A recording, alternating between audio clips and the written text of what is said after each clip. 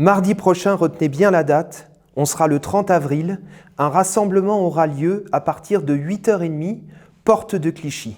Ce rassemblement, il est convoqué pour soutenir Rima Hassan et Mathilde Panot, qui sont convoqués par la police, tenez-vous bien, pour apologie du terrorisme. Je serai présent à ce rassemblement avec évidemment tous les députés de la France Insoumise pour apporter mon soutien à ces deux militantes, mais j'y serai, j'en suis sûr, avec de très nombreux militants, les plus nombreux possibles, de beaucoup d'organisations qui participeront à ce rassemblement pour dire non à la répression, non à la criminalisation de toutes les voix qui s'élèvent depuis maintenant des mois et des mois pour dire cessez-le-feu immédiat et permanent à Gaza et en Palestine, stop au massacre, stop au génocide. La criminalisation des voix pour que s'arrête le massacre doit cesser immédiatement. Et cette criminalisation, et j'y insiste, ne s'inscrit pas dans n'importe quel contexte. Je disais tout à l'heure que ça fait des mois que ça dure. Depuis le 7 octobre, dès le 7 octobre d'ailleurs, nous avons dit il faut un cessez-le-feu immédiat et permanent. Depuis le 7 octobre, c'est un acharnement permanent contre tous ceux qui osent élever la voix pour dire cessez-le-feu.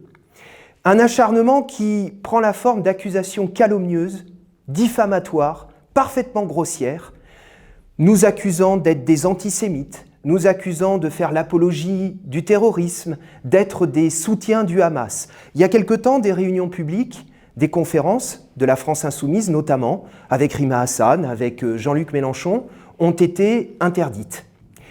Mais il n'y a pas que les militants de la France Insoumise ou des responsables politiques de la France Insoumise qui soient inquiétés.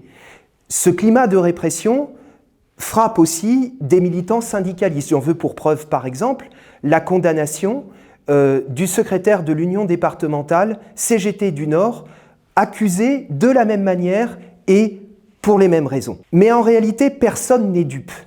Tout le monde comprend bien que cette criminalisation des voix de la paix, elle s'inscrit dans un contexte bien particulier. D'abord, personne n'est dupe parce que ces accusations ne tiennent pas la route une seule seconde. Apologie du terrorisme. Prenons par exemple Mathilde Panot. La présidente du groupe parlementaire de la France Insoumise à l'Assemblée nationale est convoquée sur ce motif sur la base d'un communiqué de presse publié le 7 octobre dernier. Dans ce communiqué de presse, que lit-on ?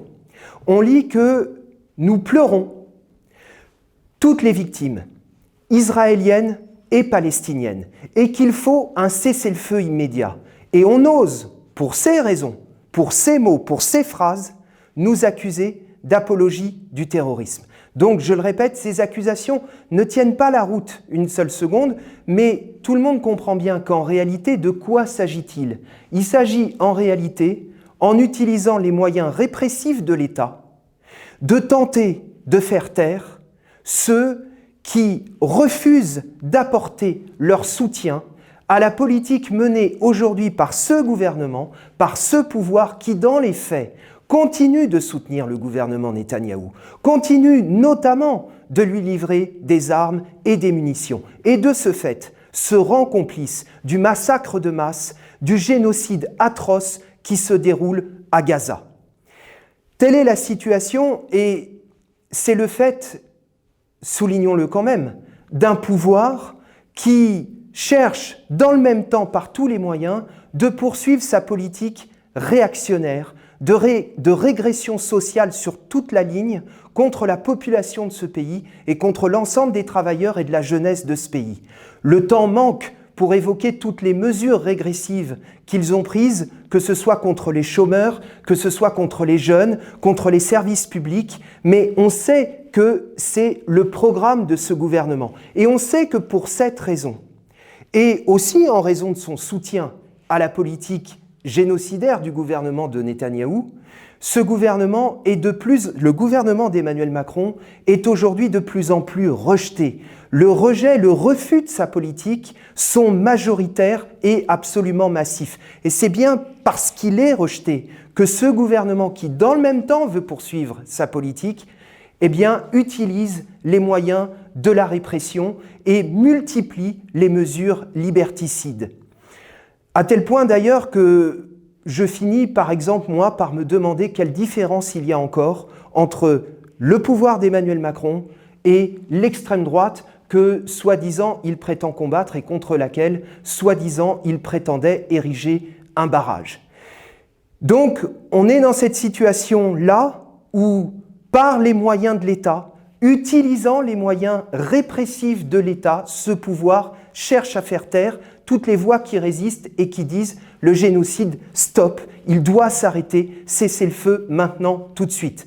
Vous l'avez compris, nous n'allons pas nous taire. Rien ne nous fera plier. Aucun moyen ne nous fera renoncer à ce combat qui est un combat d'humanité toute simple. Et je constate qu'aujourd'hui, le refus de l'atrocité qui se déroule en ce moment même en Palestine et à Gaza, ce refus ne cesse de s'amplifier. Il est d'ailleurs international. Tout le monde a en tête cette mobilisation absolument admirable et magnifique des jeunes étudiants américains qui, en ce moment même, occupent leurs universités. Près de 20 universités américaines, et le mouvement ne cesse de s'étendre, ne cesse de s'amplifier, sont aujourd'hui occupées. Et en France, eh bien, les étudiants de Sciences Po à Paris, et je ne cite que cet exemple parce qu'il est très médiatique, les étudiants de Sciences Po à Paris occupent Sciences Po. Et je leur apporte tout mon soutien. Hier soir, j'étais à leur côté pour leur témoigner mon soutien, et y compris mon admiration pour le combat qu'ils mènent. Donc oui, le refus s'amplifie, et nous, non seulement nous n'allons pas nous taire, mais nous allons amplifier notre mobilisation. Et dans le cadre de cette mobilisation, qui est une mobilisation aussi pour la défense des libertés démocratiques, de la liberté d'expression, dont on voit bien qu'aujourd'hui elles sont directement menacées par ce pouvoir et par ce gouvernement, dans ce contexte, oui, plus que jamais, le 30 avril, le mardi 30 avril prochain, à partir de 8h30, nous serons porte de Clichy et j'espère bien que nous serons le plus nombreux possible. J'y serai, je vous y invite.